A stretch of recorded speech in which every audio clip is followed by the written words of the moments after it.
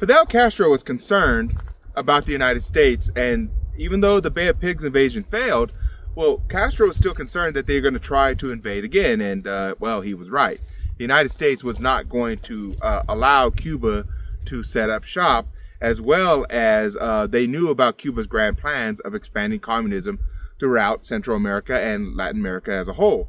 In fact, you had people from Castro's regime going into places like Nicaragua, going into places like Guatemala, and famously going into Mexico, trying to set up communist revolutions there. So he called his buddies in the Soviet Union, Soviet leader Nikita Khrushchev, and said, hey, could you help us out here?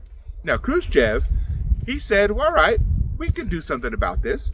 And so the Soviet Union was able to sneak in nuclear missiles, nuclear warheads, and they were going to be placed on these missiles, and these missiles were going to be pointed at American cities. Now, Havana is relatively close to the Keys of Florida, all right? It's maybe an hour and a half away by air, if not closer. I think it might be even 90 miles. And Miami is definitely close by to Cuba. And so these missiles could easily reach Miami as well as reach other cities in the United States. And so these missiles were loaded and ready to go, and they were set up there. And this made America very, very nervous for very good reasons. Now, President John F. Kennedy also warned the Soviet Union that we had missiles as well. And we were setting up missiles in Turkey. And these nuclear warheads were going to be pointed at Soviet cities. They were going to be pointed at cities like Moscow, St. Petersburg, and others.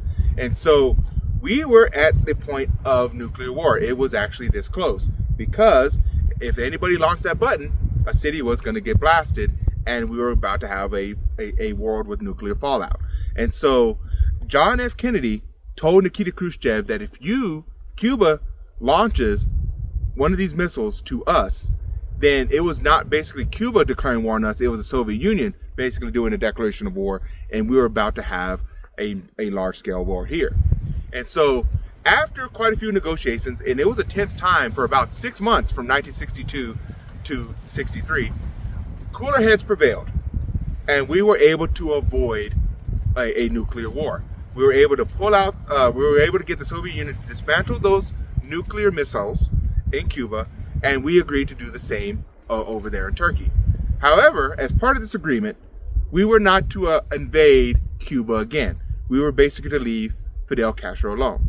Now, as you've seen, Cuba is still a communist society, so we did not try to invade Castro again. However, any interference with other communist countries trying to develop, or any communist leadership trying to develop in Central America, we fully got involved.